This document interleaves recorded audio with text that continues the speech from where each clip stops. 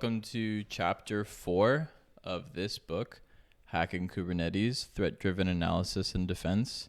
Today we're going to be talking about supply chain risk to Kubernetes clusters.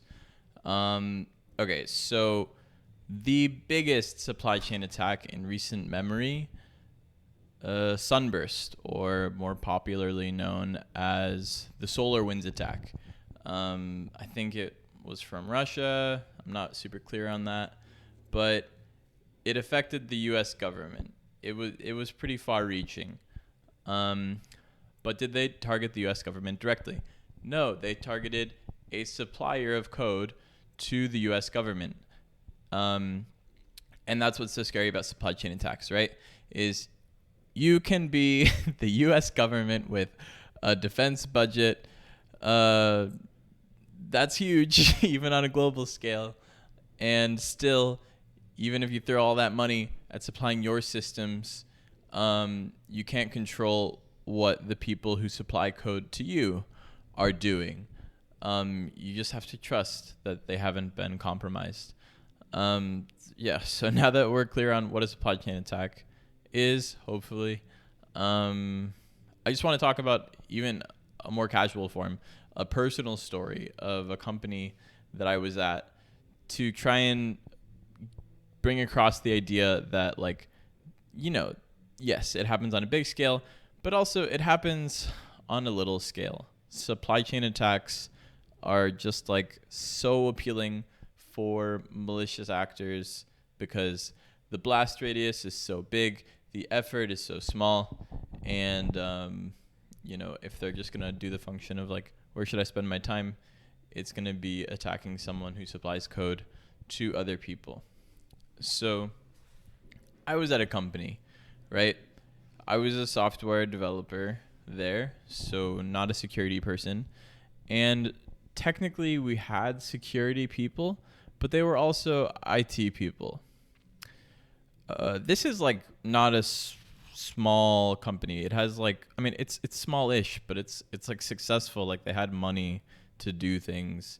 We had an AI product. We were growing 30% every year. So they could have done better.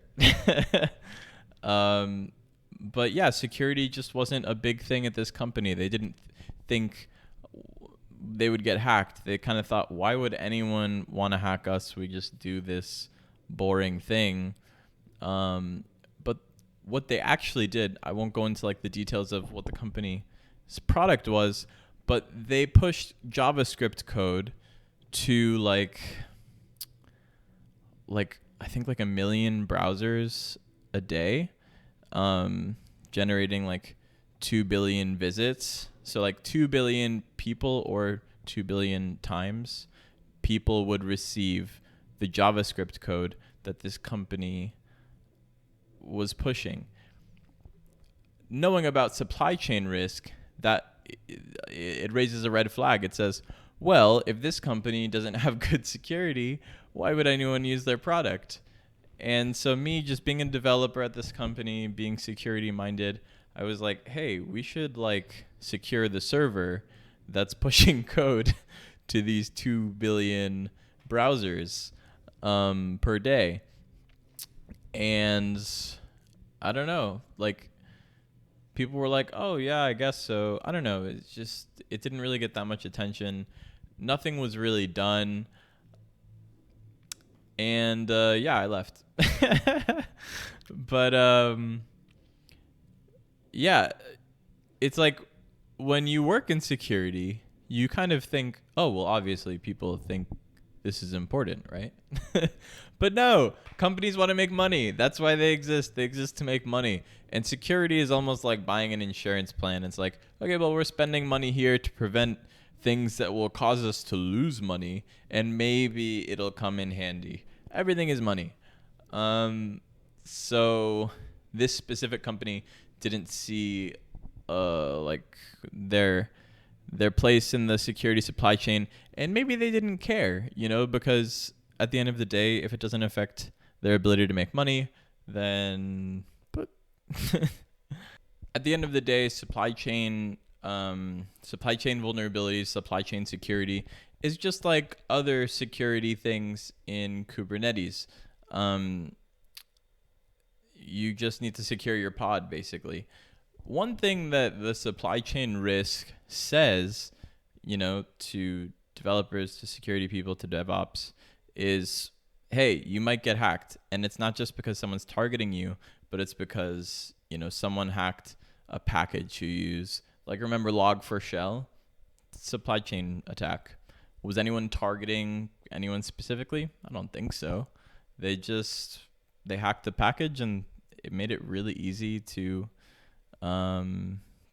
get into a lot of systems. But it's just a foothold, right? It's just a foothold. So by securing the pod correctly, restricting the system calls that can be made, and just using the tools available like seccomp profiles and LSM profiles and AppArmor, by using least privilege in all of these tools, a foothold doesn't have to be the end of the world. It doesn't have to mean that malware ends up on your node. It doesn't have to mean container breakout. It doesn't have to mean any of those scary things. So, yeah. This has been Supply Chain Security. We are in chapter 4 of this book, cover to cover, baby. Until next time, until next chapter. Bye-bye.